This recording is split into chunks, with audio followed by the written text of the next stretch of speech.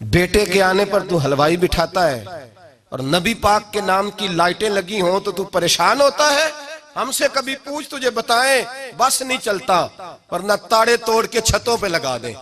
बस नहीं चलता, फरिश्तों को भी कहें आओ हमारे साथ शामिल हो जाओ, आमद मुस्तफा मरहबा मरहबा का नारा लगाना है। हमारा बस नहीं चलता, वरना दुनिया की सारी नेमतें बिछा दे और लोगों को बतलाएं कि असल तो खुशी मनाने का दिन ही आज है जब अल्लाह ने हमें अपना प्यारा रसूल अता फरमाया है। और हमारे इमाम, तू कहता है मिलाद ना कर, हमारे इमाम ने तो कहा हशर तक डालेंगे हम, हशर तक। ये 2-4 दिन का तो प्रोग्राम ही नहीं हमारा, हशर तक डालेंगे हम पैदाइशे मौला की धूम और मिसले फारस नजद के कले गिराते जाएंगे। खाक हो जाएं अदु जल कर मगर हम तो रजा, दम में जब तक दम है जिक्र उनका सुनाते जाएंगे।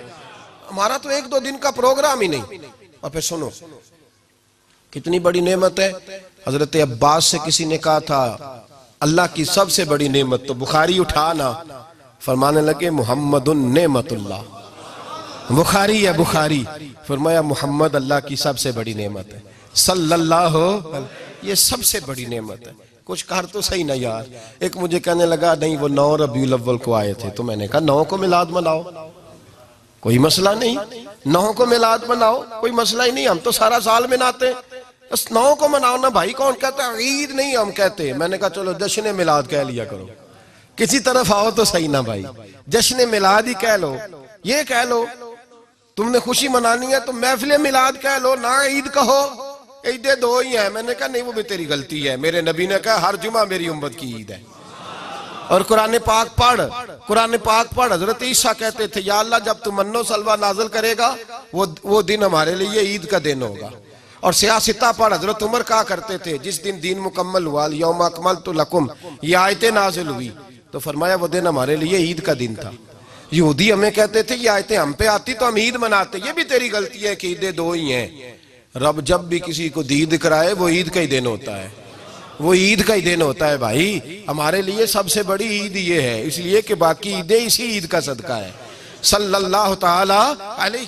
तो ईद मिलादुन नबी पे इजहार मुसर्रत करना, खुशी का इजहार करना, खुशी का इजहार करना, ये तो ईमानी तकाजा है, ये तो रूह का तकाजा है, ये तो अंदर उछलता है।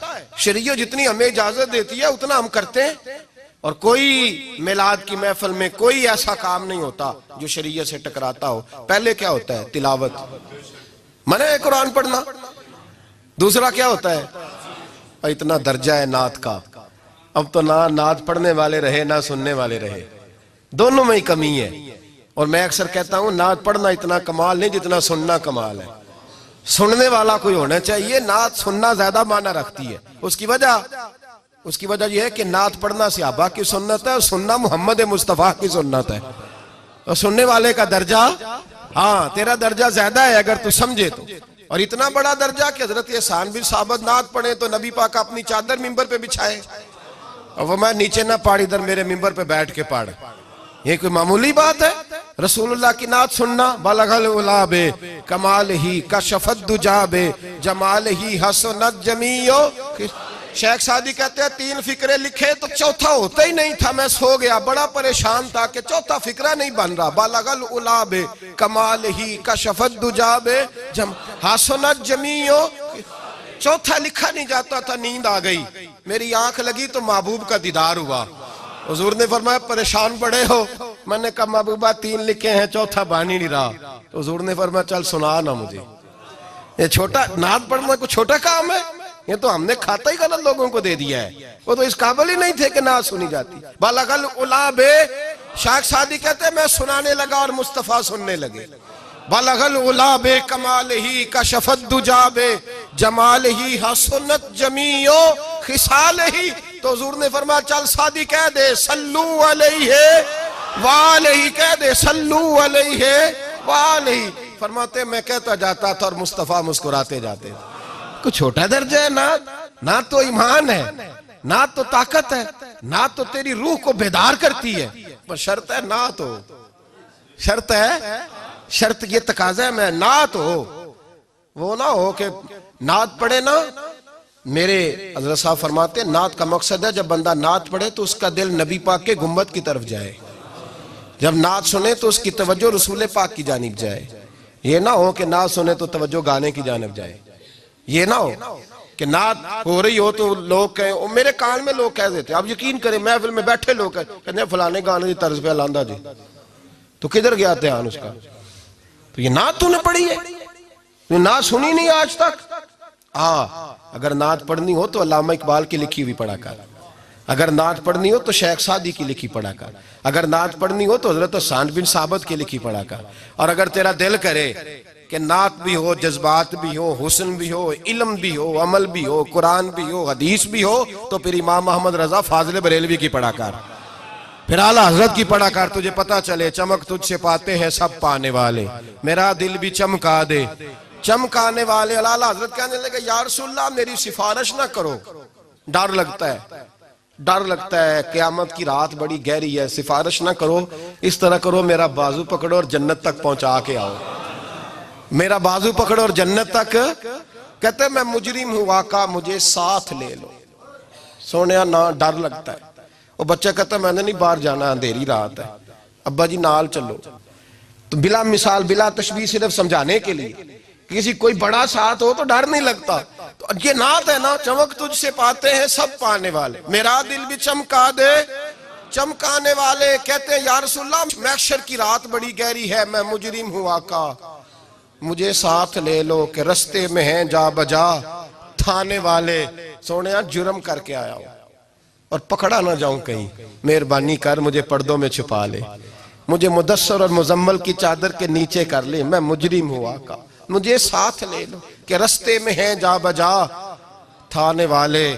और फिर तड़प उठे, कहने लगे को ये ना समझे वो चले गए, तू जिंदा है वल्ला, तू जिंदा है वल्ला, मेरी चश्मे आलम से छुप जाने वाले, मेरी चश्मे आलम से छुप जाने।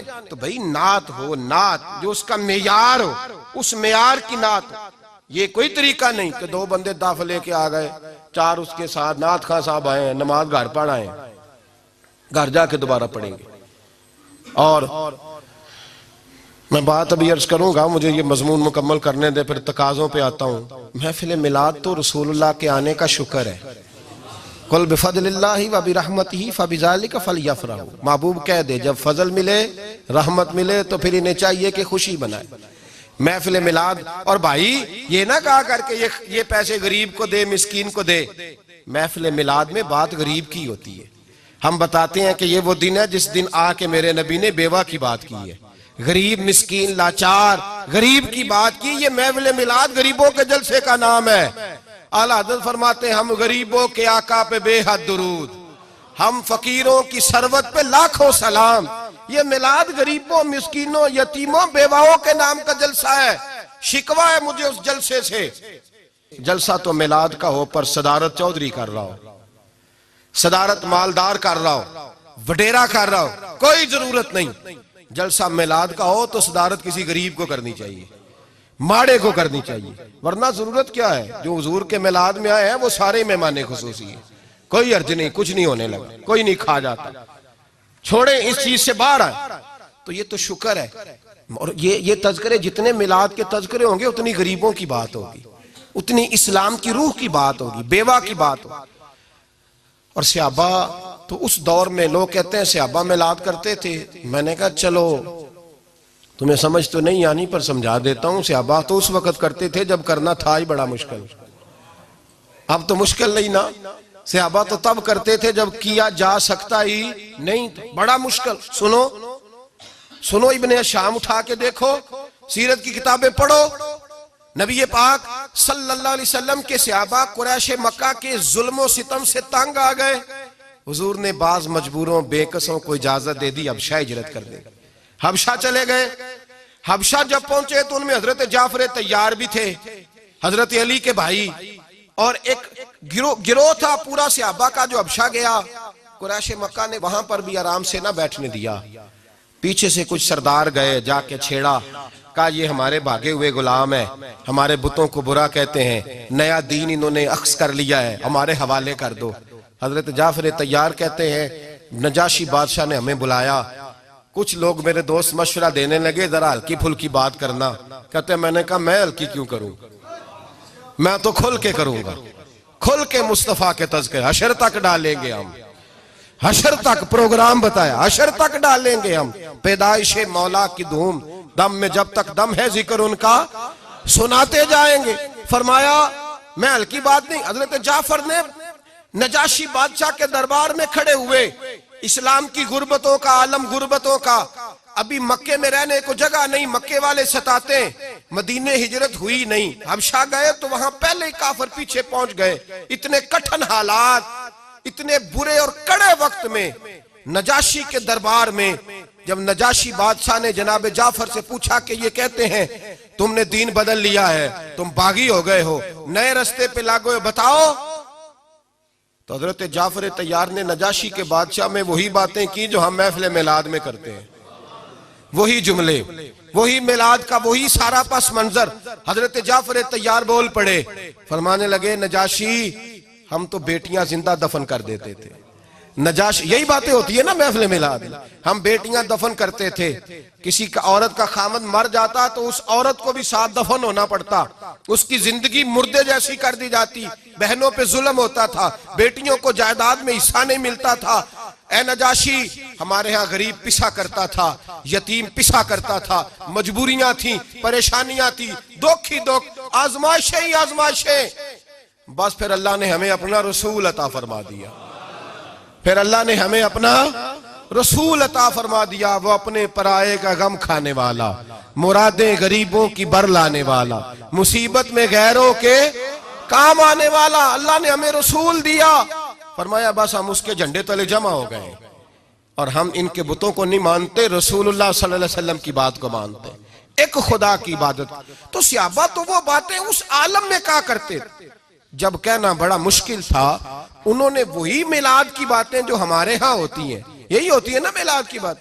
एक साहब शिकवा करने लगे, कहने लगे थी मौलवी हर महफिल मिलाद में यही बताते हैं बेटियां जिंदा दफन होती थी, फलां होता, अब बदल लेना चाहिए। तो मैंने कहा जब बातें हैं ये तो बदली कैसे जाए, बातें हैं ये जो हर साल महफिल बाद में दोहराया जाता है तो बताया जाता है कि अभी भी बेटी के आने पर परेशान ना होना। और बेटी तो अब भी दफन होती है ना कई कई रंग में, कोई जायदाद के नीचे दब जाती है, कोई सास ससुर के जुल्म के नीचे दब जाती है, कोई जेवर के बोझ में दब जाती है, कोई जहेज के मुतालबे में। तो बेटियां तो दफन हो रही हैं अभी, इसलिए हम मिलाद ज्यादा मनाते हैं ताकि बेटियां आजाद हो जाएं।